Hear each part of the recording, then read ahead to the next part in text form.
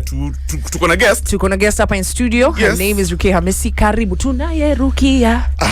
RUKIYA. Tunaye RUKIYA. Hamtamweza. Karibu sana. Jesus Christ. Asanteni sana. RUKIYA, before we get into the conversation, nataka kuambia MVPs, blue economy inamaanisha sustainable use of ocean resources for economic growth, improved livelihoods and jobs while preserving the health of the ocean ecosystem. Ecosystem ya ocean. Kabisa. Sasa RUKIYA nikuulize, tukiongea today we want to talk about of course blue economy, tourism na wildlife sector. Yes. Lakini nataka tuguzie kazi yenye mnafanya. No. Wewe kama mkazi wa Mombasa, born and raised, right? Yes. What do you think our relationship is with the ocean? Interesting. So I think if you're kama ni mtu kutoka Mombasa, you depend on the ocean like kila kitu. Yeah. You know, like a big chunk of money ilikuwa inatoka from tourism, as you said. Now wazungu wakija, they go to the beach. So that's kuna ma beach boys wanajibamba huko, they get their money from there. But then ukiangalia wanawake na vijana, a big chunk of them get money from selling fish. Fishing, selling fish, showing tourists around. So as Mombasa people, we are very heavily dependent on the ocean. Yeah. But I think as the country itself, I think we appreciate it kama sile tuko vacation. Tumeenda tupiga picha, tuko Diani, tuko Nyeri. Yeah. Na sisi kama Wakenya wengine, tunafaa kuwa na relationship gani na ocean? Kwa sababu like you've said, see news, oh my god, it's so cold in Nairobi. Wacha niende niogele.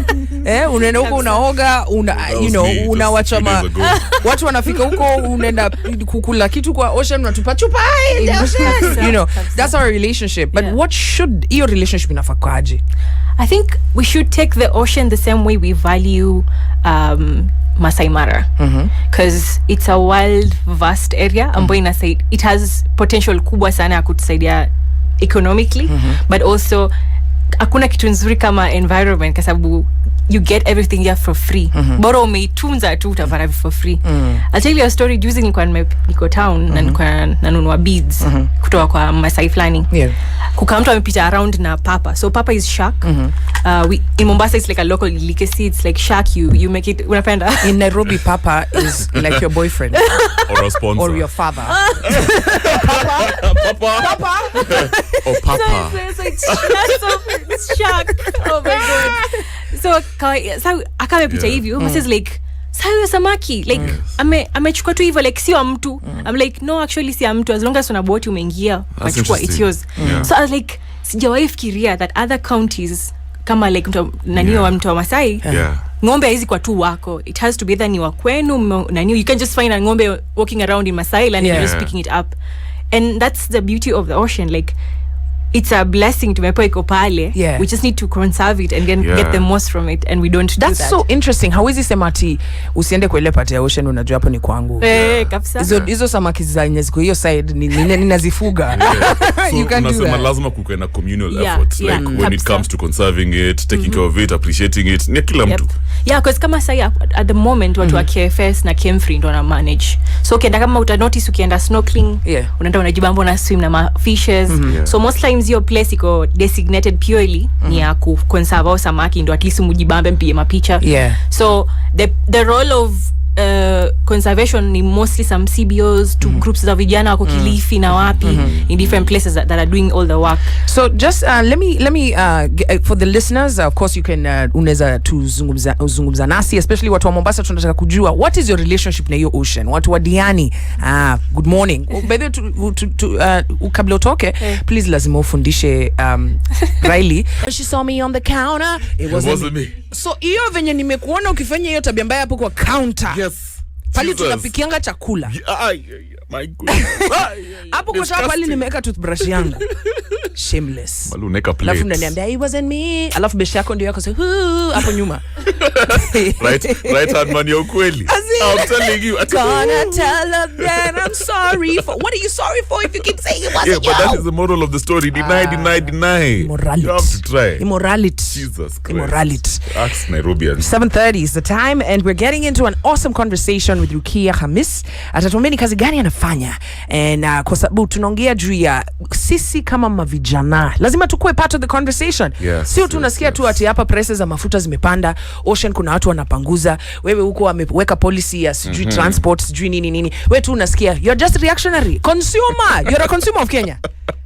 And it's so sad to be just a consumer, because wewe kama youth man, wewe kama man dem ama girl dem, you actually have an opportunity to be on the table, on the agenda setting table. Na tumesema this time around, sisi kama mavijana, we're not going to be isolated when it comes to policy making processes. And that is exactly what NYC is here to remind us. Across the weeks tumekuwa tukibonga about different sectors that affect us as youth, education, health, we've touched on security, we've touched on foreign policy. Today we're actually going to be talking about the blue economy. Blue economy, maze kuna opportunities mingi hapo hivyo sana. There's so much we can learn about, also my challenges here and there, but obviously all these things actually affect the youth. So remember guys, Nwambia, this is an amazing initiative courtesy of NYC. Tukuna UNDP, tukuna Kenya Daima.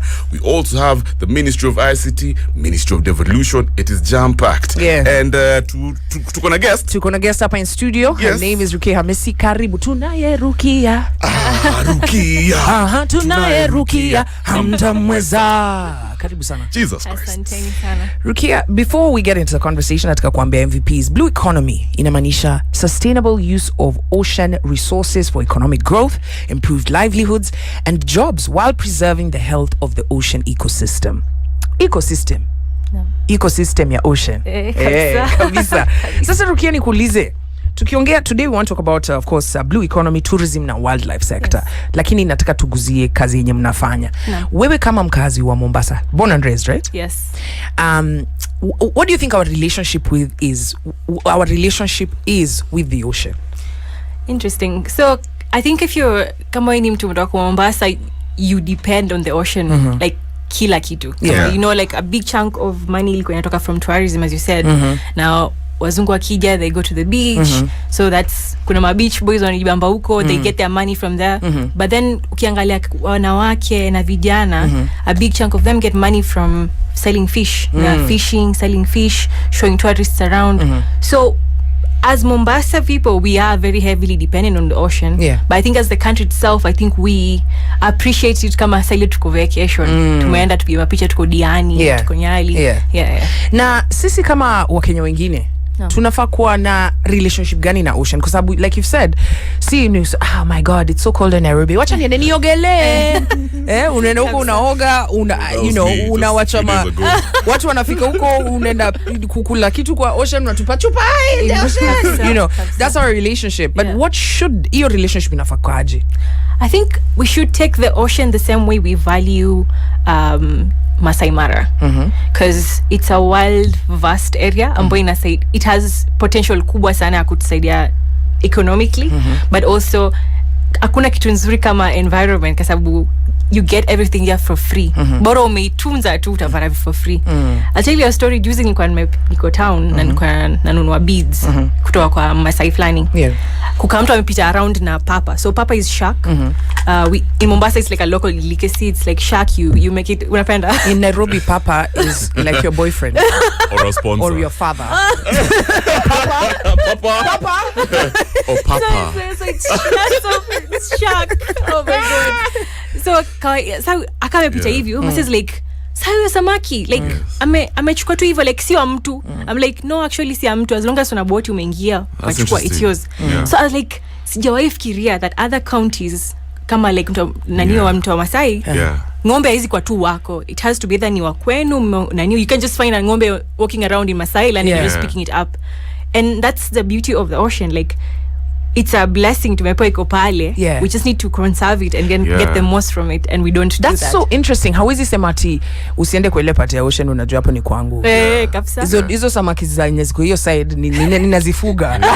So you can do that. Lazima kuwe na communal effort, like when it comes to conserving it, taking care of it, appreciating it, ni kila mtu. Because kama sai at the moment watu wa KFS na Kemfree ndo na manage. So ukienda kama uta notice, ukienda snorkeling, unaenda unajibamba na swim na fishes. So most times your place iko designated purely ni ya ku conserve au samaki, ndo at least mujibambe mpige mapicha. So the role of conservation ni mostly some CBOs to groups za vijana wako Kilifi na wapi in different places that are doing all the work. So just let me for the listeners, of course you can unaweza tuzungumza nasi, especially watu wa Mombasa tunataka kujua what is your relationship na hiyo ocean. Watu wa Diani, good morning. By the way, kabla utoke please lazima ufundishe Riley Kaheri. Namwambia najibisha kwa radio asikiangi. Anyway, Kenya has a coastal line of 640 kilometers, guys. 640 kilometers. Najua kuna studio sasa ameenda ameuliza hiyo swali na kuna earphones kwa masikio sasa. Amesema thank you kwa box, you're welcome. And making its territorial waters 9,700 kilometers squared. The exclusive economic zone is 142,400 kilometers squared. Hiyo ni area. Yeah. So basically, the government has included the blue economy as part of the economic pillar in its development roadmap because it acknowledges the potential of this maritime resource to improve the nation's economic future. Kenya must, amongst other things, invest in marine education, training to increase human resource capacity, advance marine scientific research, support traditional industries like fishing, aquaculture, tourism, blue biotechnology, ports, shipping, develop a BE database, settle open boundary disputes, reduce illegal, unreported and unregulated fishing. Kenya already possesses sector-specific expertise and resources as seen by the large number of government entities taking part in BE. What it lacks is policy, integration, coordination and coherence. So, tukisikia mambo, so tuko na gold basically in the ocean. No. We wacha waluya tusemi mtoke huko nini muende sasa mining. Hapana, tunasema as in the ocean is a resource, ni kama oil, right? But hatujaweka policies in place kui-protect na ku-include kila mtu ku be able to play a part. So in terms of youth inclusivity, umesema utonge juu ya hizo ma CBOs. Kama kuna youth wanataka kufanya kitu around the ocean, what are some of the ideas? And we'll talk about what your organization is doing. No worries. Yeah, so the funny thing is with the state in the ocean side, the biggest issue apart from just policy implementation, tunajua Kenya, we're not like devolved of policies tuko nazo tele. Kama sahi kuna hii our Ministry of Devolution, they launched an initiative last year na EU. Inaitwa the Go Blue Initiative. Na idea hiyo ni supposed to promote access to wanawake na youth ambao wako in 6 counties in the coast, which is Tana River, Mombasa, Lamu, I think itunani ingine gani unasahau, Kilifi, Kilifi na Taita Taveta. So all those 6 counties are included in the plan kwa hiyo initiative. So kaiyo wana manage mambo ya trainings hapo ndani, wanafundisha danio youths how to access the ocean. Tukiangalia mambo ya education, a big chunk of people who from the coast, and when I mean the coast, I mean the coastline, hizo counties hapo, they've done maritime sijui courses na nini, but the issue is hakuna jobs. So isn't that crazy? If these policies are included in the CIDP, hizo county integrated development plans, is to be very beneficial for the youth. That's what you're saying ideally. Yeah, I'm saying policy but implementation, But implementation here is a problem. Interesting. That is a Kenyan thing. Tunakuanga na laws zingine zimepaka watu wa other countries wamesema wow. Like is it so cute? We just don't implement. It's leadership. Smart. It's leadership. As in and all these opportunities surely. Nakwambia they're saying they're going to give us like around 3,000 jobs available from that initiative peke yake. Na it's a 4-year initiative. So 3,000 jobs. Kuna wase wamesomea sijui maritime development, sijui biodegradable masters na kwa hapa anatuzia mutura hapa Nairobi. Imagine ama anapata jobs outside, which watu wanaita sijui brain drain, where kasabu Kenya haiwezi patia hiyo pesa unataka for those people, they don't have use for them. Countries ka Saudi Arabia, Dubai watachukua. Like I have friends who have gone to Saudi Arabia kufanya kazi za maritime, mambo ya shipping. Imagine. Before sasa Mombasa was hiyo mambo ya clearance and forwarding. So kufanya maritime uko naingia port. Anafanya kazi KPA. But then now you know the issue with the port. Kwamba now with the Chinese issue na the SGR, a big chunk of the clearance and forwarding has moved huku. Nairobi. So since we've established. So how watu wote wameenda wapi? So now like most of these businesses are falling apart in the coast. And you know me, my thing is since to establish up any goodwill and leadership of course, we're heading towards the next general election in a few days. what can the youth vote? Inaweza leta difference gani when determining that actually hizi ma policies zitakuwa implemented? Na hizo 3,000 difference can we jobs make? na that those 3,000 jobs zitafunguliwa. How can the vote make a change? Kama umesema 9% of the Kenyan youth are going to be voters, and na hiyo number I'm sure it's like vile umeshtuka, it's like maybe it's not even the actual of how many youths that are actually capable of voting. Sasa imagine all those people if they rally behind and actually asked for those, all those policies to come through, not just policy itself, but having access to those situations, because kitu ambayo ni shida na Kenya, tutakuwa na kitu, tutakuwa na pesa, but unless unasoma sijui kwa online na nini haujui hizo initiatives zinafanyika. So I think tunaweza as a youth tungangane tupusha watu wa implement Vision 2030 ilisema mambo ya coastal na blue economy. It mentioned blue economy in the Vision 2030, that was like huko before, that was like 2015 or something.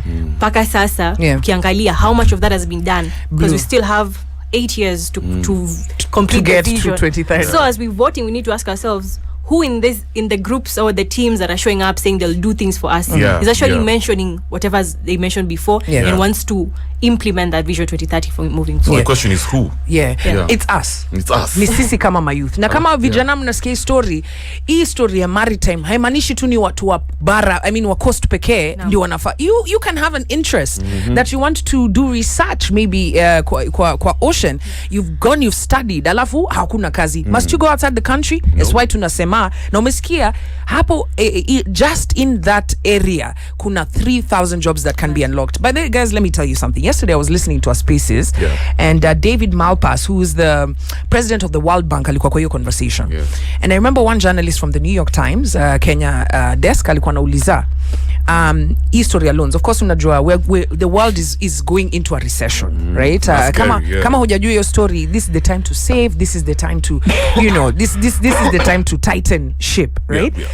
And hiyo swali ya loans ikaulizwa, like why do you Kenyans are afraid of you giving us loans? And umse wa World Bank akasema, unajua shida ya Kenya ni tutapatiana pesa ina end up in the pockets of the politicians. And this, you can imagine, I'm sitting in a global spaces just as a Kenyan just going like, mbona una shout watu wa Philippines wanasikia.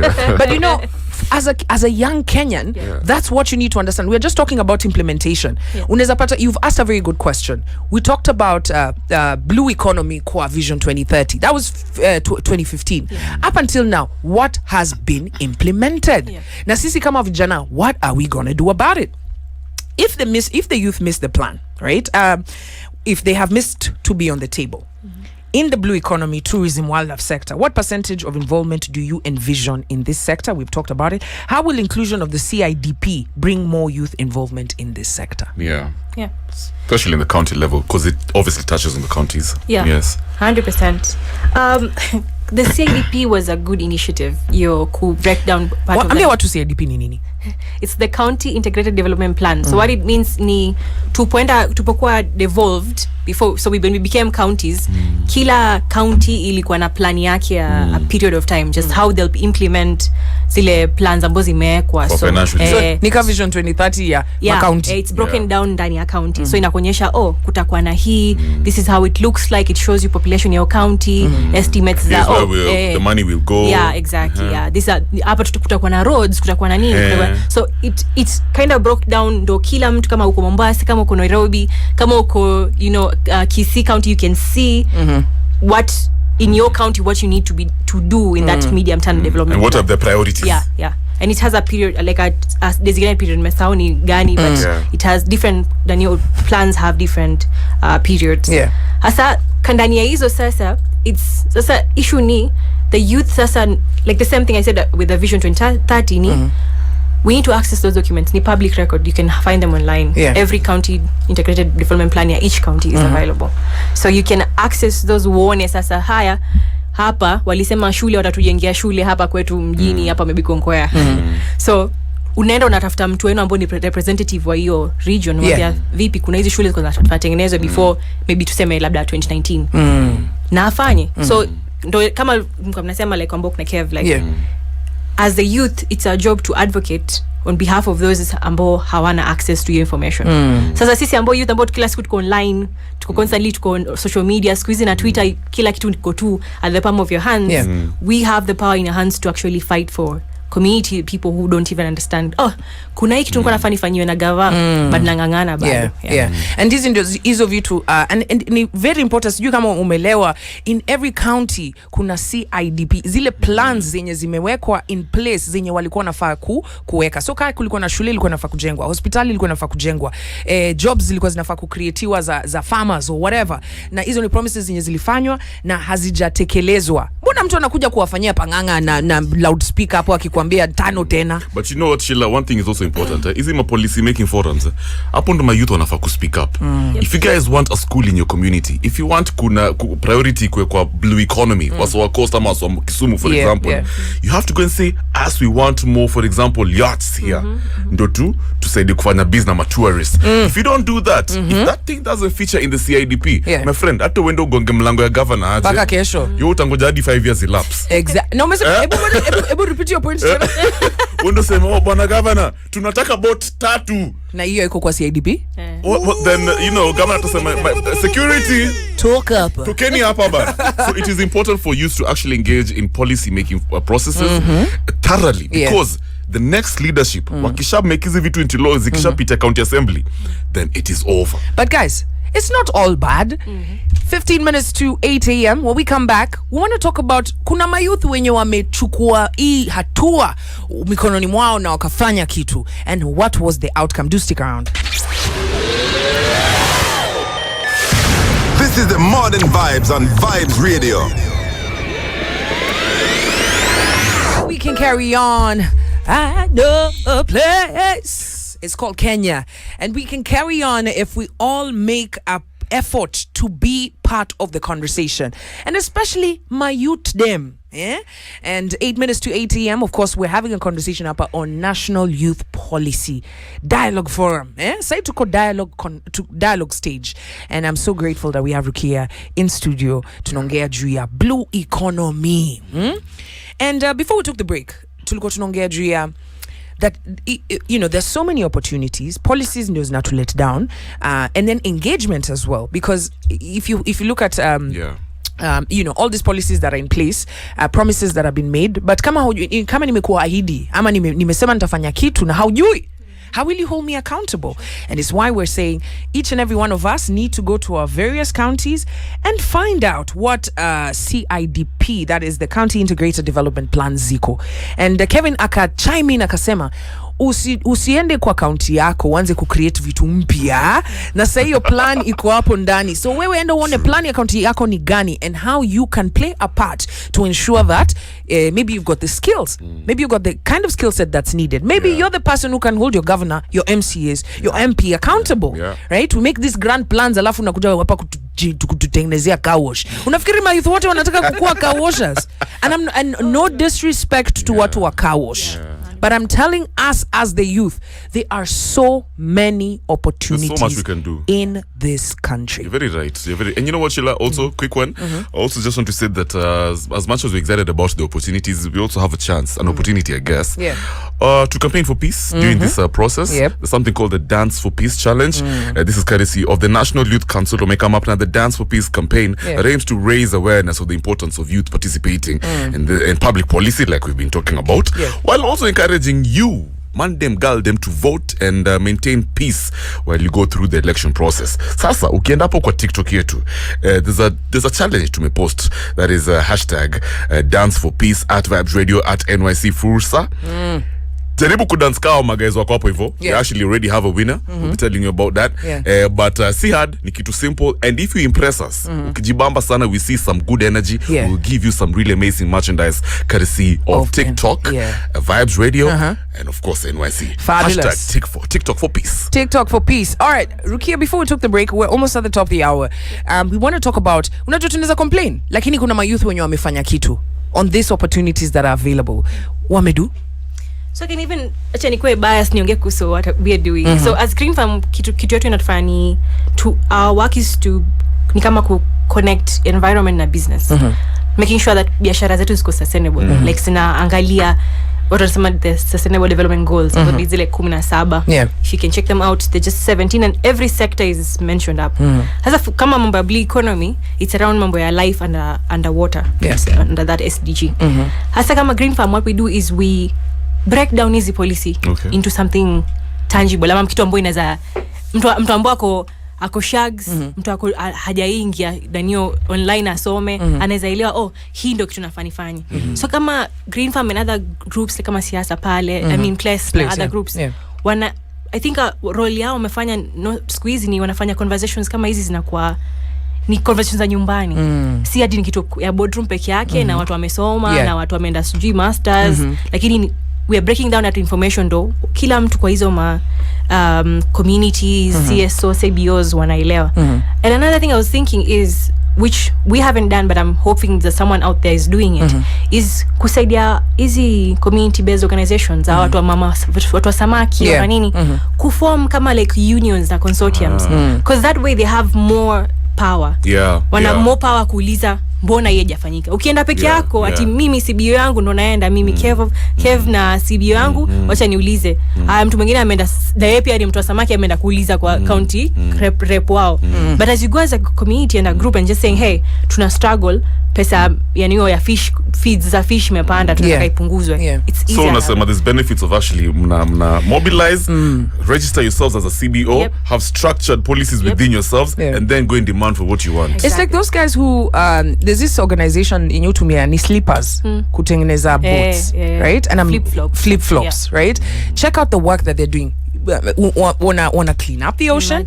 Wakitoa hizo ma slippers kwa sababu inakaa sawa coast, wakimaliza na slippers bana wanazitupa ndani ya bahari zimejaa. Slippers zimejaa, mtu ama zinatoka India sijui, lakini wanafanya vitu safi sana. I've also seen in different parts of the world, you know, technologies that have come in place that you can be able to do all sorts. Wewe unajua kwanza kwa ocean, even just marine life research, right? Si lazima mtu atoke sijui Harvard School of, mbona hatuoni mayouth wenye wamesoma hizi different ninis wakisema, you know what, I'm going to do research on this, I'm going to do research on that, because and then there's also weed. Siongea juu ya marijuana, naongea juu ya marijuana ya ocean, inaitwa seaweed. Why aren't we investing in this? Why aren't youth ajueki kwa hiki tu? So kama ulivyosema, like you mentioned how ile track kubwa kwamba like the ocean is a vast space. Hasa issue ni kwamba exploration haijafika hiyo level. Hatuna the best boats. Like ukienda Mombasa, everyone's just using those small tudaus. Ukienda Tana River after all these years. Na pesa sasa zinafaa ndo kama hiyo Go Blue initiative, and kuna work ingine inafanywa na UCN. Wanataka ku build kama ulivyosema research, to understand number one ni nini iko huko.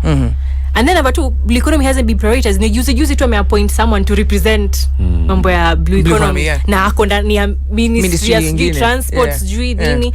Like it was just like basi tunafanya. Sasa I'm seeing that the opportunities that are there ni number one, kuna mambo ya seaweed.